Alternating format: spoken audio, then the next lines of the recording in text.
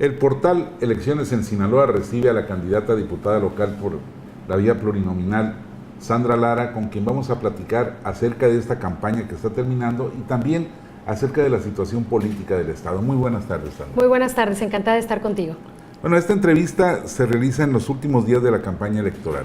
¿Cómo ha sido para tu partido, el Revolucionario Institucional, y para la alianza que conformaron con el PAN y con el Partido Verde, este transcurrir? Después de una derrota electoral en el 2010, es la primera elección local.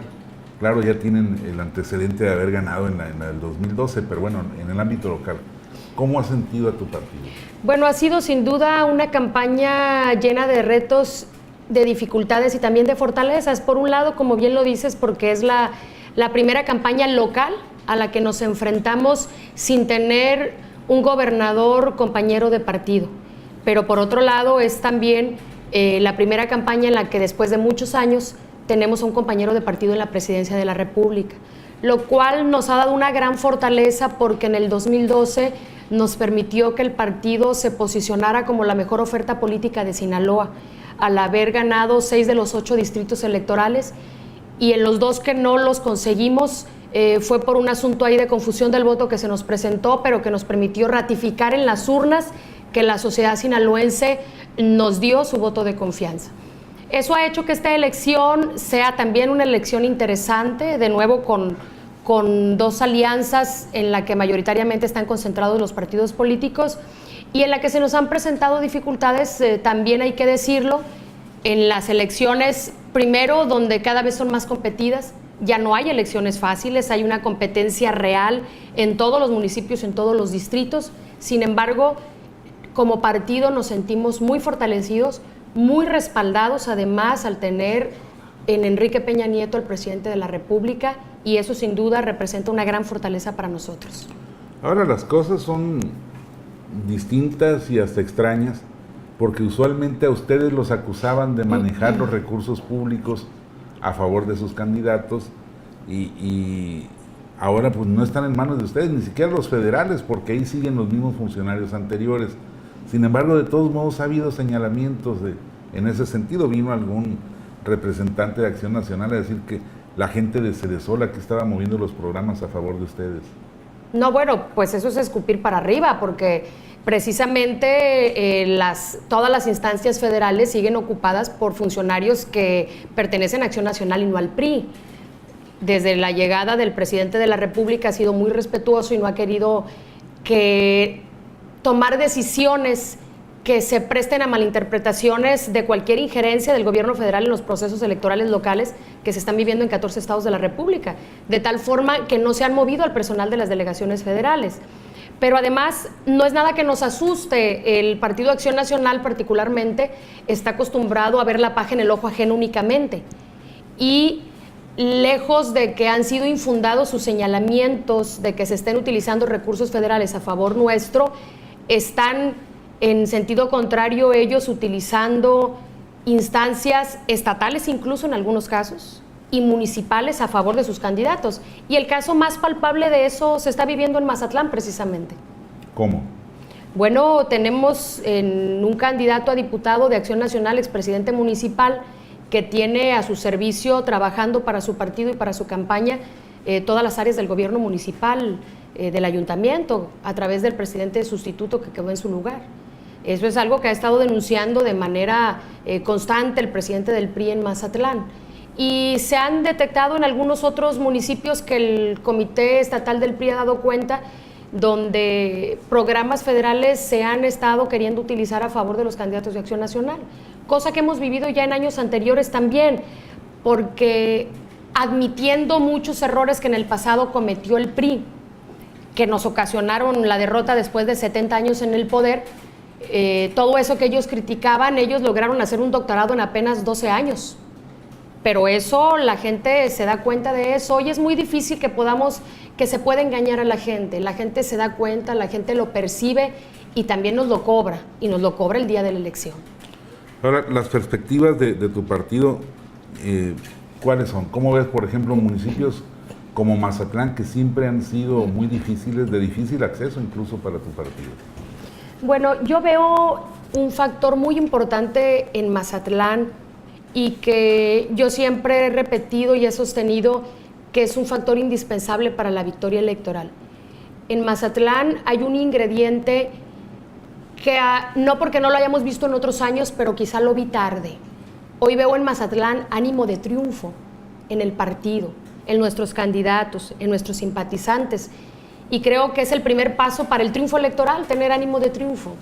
Hay muchas ocasiones en plazas difíciles en las que empezamos sintiéndonos derrotados, pues eso nos lleva sin duda a la derrota, pero además siento también, veo una percepción generalizada, no solamente entre la clase política priista, sino en la sociedad, en la calle, de que nuestros candidatos van a la alza y de que los candidatos de la oposición, que creo que se sintieron, en el caso del candidato del PAN, se sintió presidente antes de tiempo, los candidatos a diputados se han sentido diputados antes de tiempo, yo creo que se han encontrado con una lamentable sorpresa para ellos, de que llevan una campaña en picada y la nuestra una campaña que va hacia arriba, sumando adeptos, sumando simpatizantes, donde la gente se está dando cuenta que traemos una buena propuesta.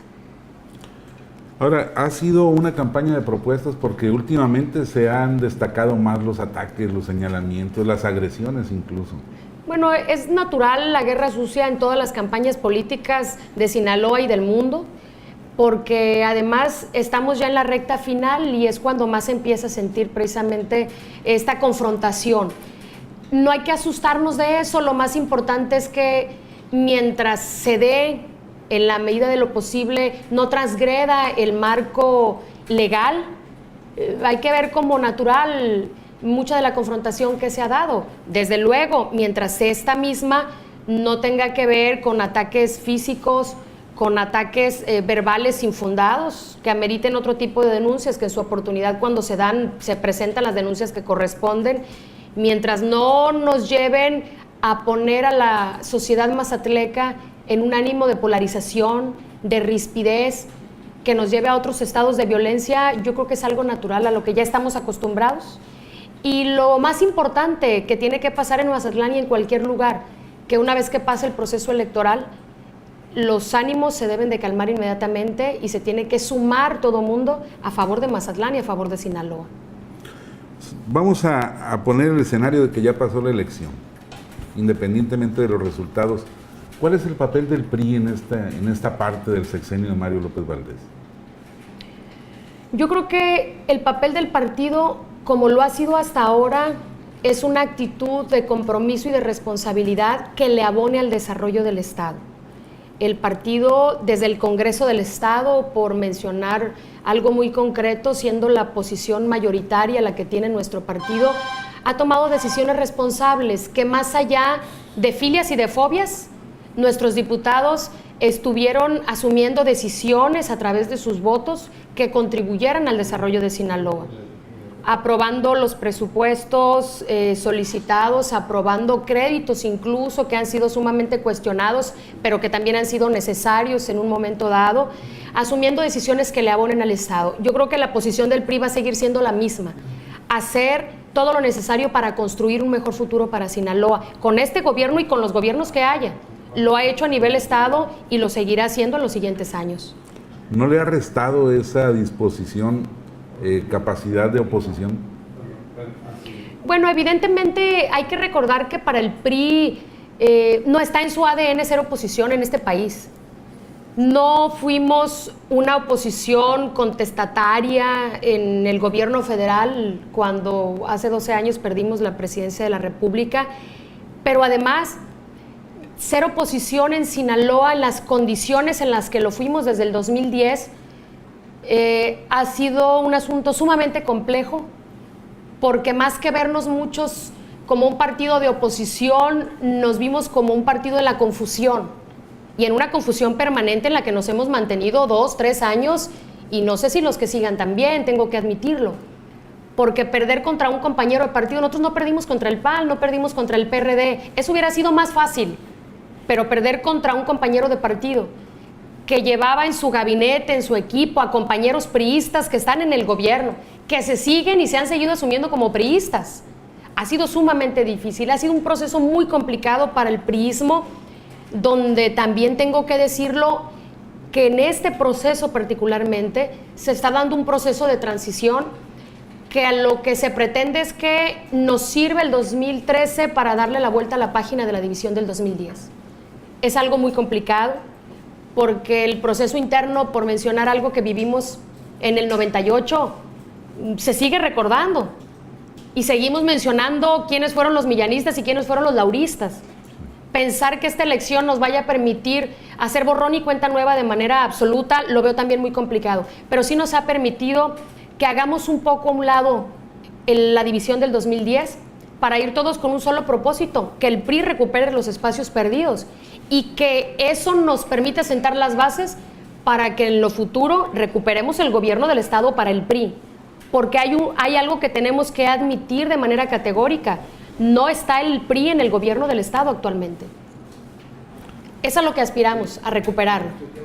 Ahora, este proceso ha generado nuevas heridas precisamente por esa aspiración al reconocimiento a la lealtad, por la dificultad para transitar con la reconciliación y eso. ¿Las irán a superar? Las nuevas, ya no solo las viejas. Es un proceso que, insisto, será un proceso que va más allá de esta elección.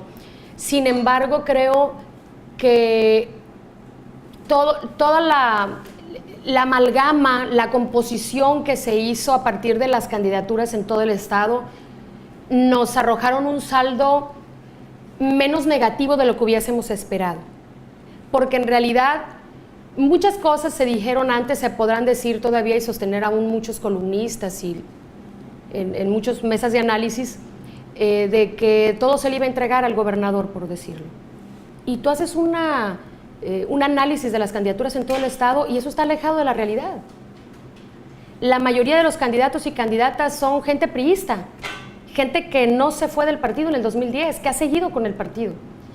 Entonces creo que el saldo, evidentemente, insisto, no es algo que podamos darle vuelta a la página de manera sencilla, pero creo que el saldo está resultando alentador para que logramos procesar esto y vayamos con mayor unidad al gran reto que tenemos, que es la elección por la gubernatura del Estado.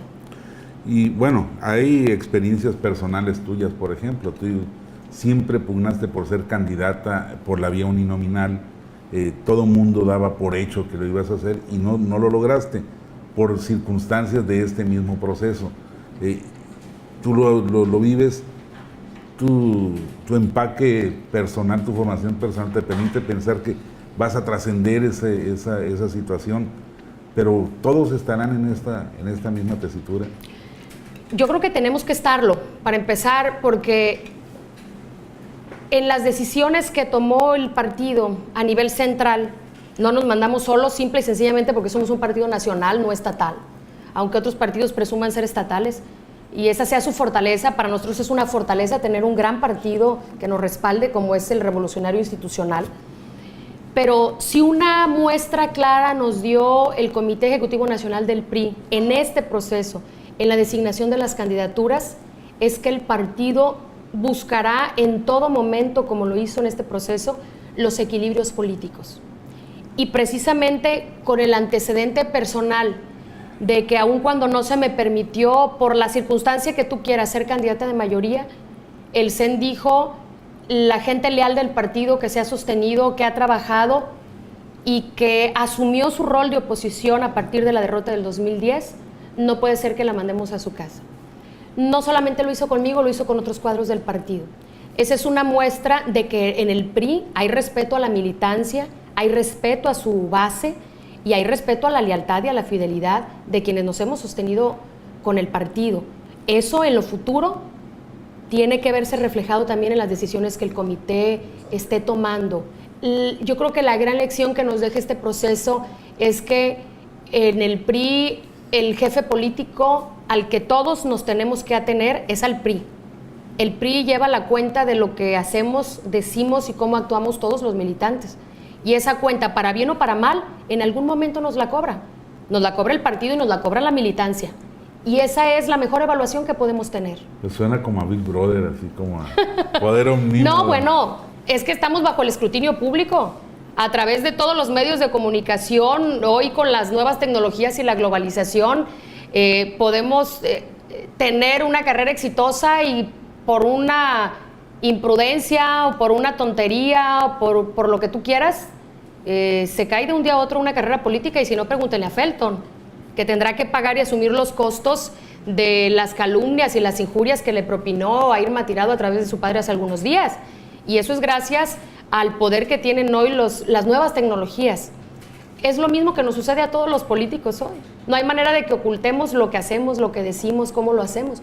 No podemos decir, sí, yo apoyo al PRI y estoy con el PRI y quiero que gane el PRI, y actuar en sentido contrario.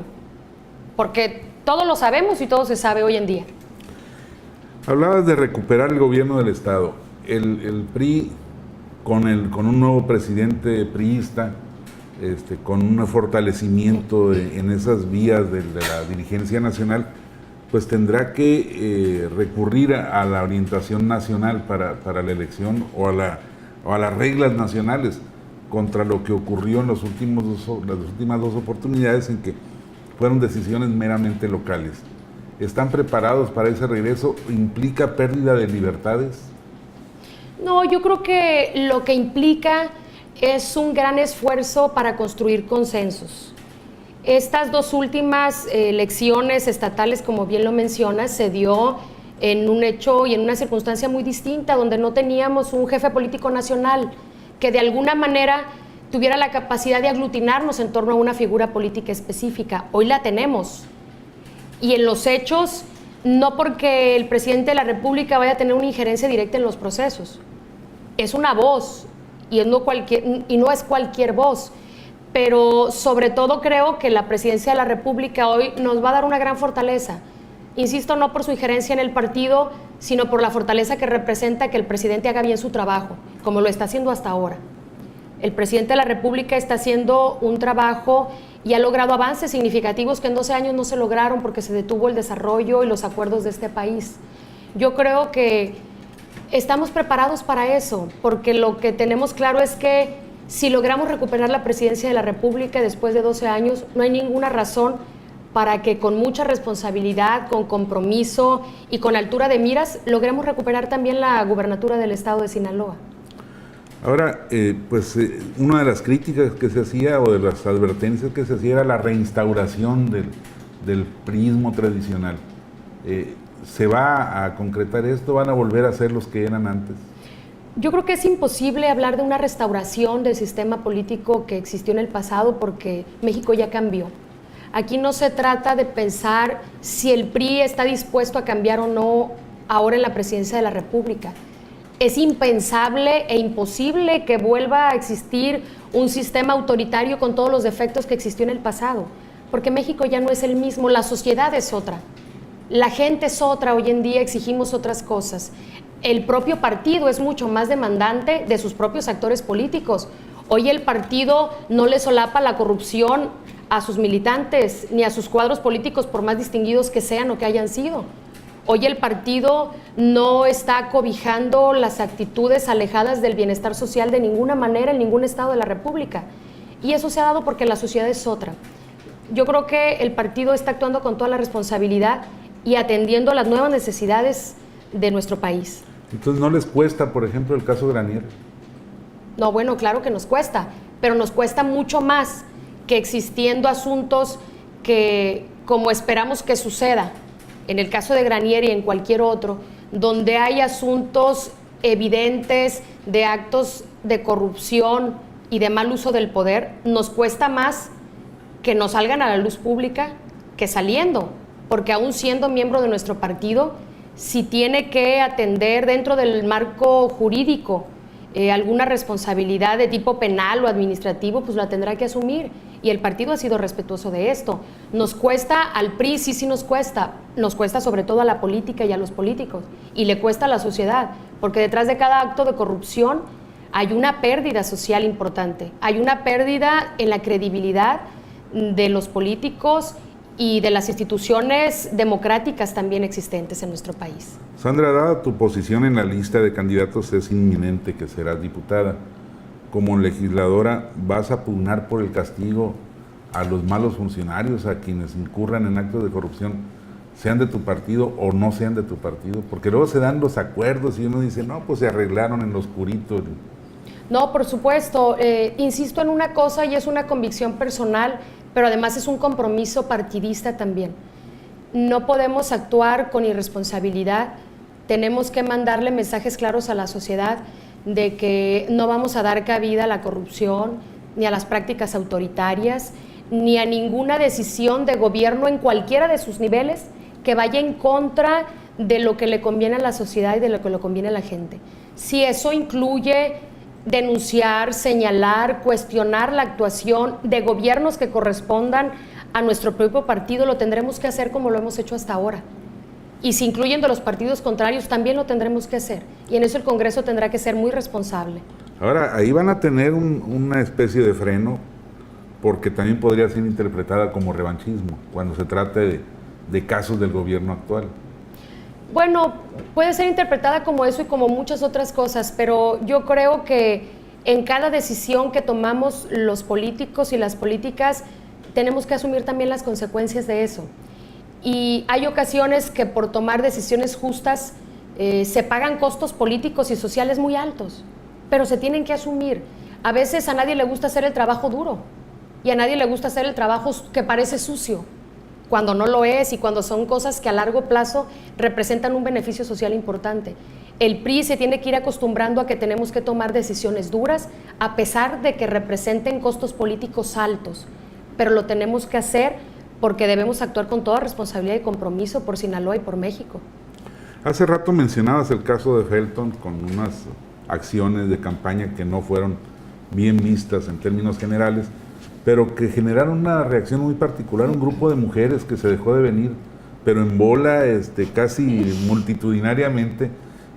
¿Hay una beligerancia de las mujeres en la política? Yo creo que lo que hay es una intolerancia a las agresiones. Han sido muchos años, bueno, históricamente las agresiones, los obstáculos, las dificultades que se nos han puesto a las mujeres, que con todos los logros que se han alcanzado, sobre todo en la política, porque son los más visibles y, bueno, incluso son también yo creo que los más altos, con todos los logros que se han tenido, no actuar en consecuencia a algo como lo que sucedió en Mazatlán hablaría muy mal de nosotras y hablaría muy mal del partido también, porque darle la oportunidad a candidatas que lo merecen, que no es un regalo de estar contendiendo con las siglas de nuestro partido, y no cerrar filas con ellos y no defenderlas ante agresiones deliberadas como esta, infundadas, hablaría mucho más mal del partido que de las mujeres también.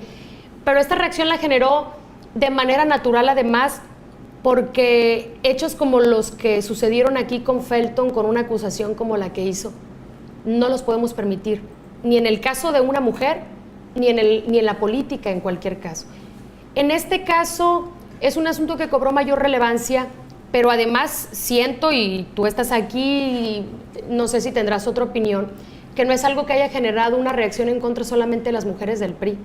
Es un asunto que generó un malestar social generalizado, porque Felton, en un acto muy irresponsable, yo no sé si en sus 5 minutos del día malos, pero en una muy equivocada decisión, al poner este tuit, arremete no solamente contra Irma Tirado, contra su familia, en algo en el que inmediatamente se le refutó, alejado de todo fundamento, con una familia, la familia Tirado, que es una familia conocida, respetada, reconocida.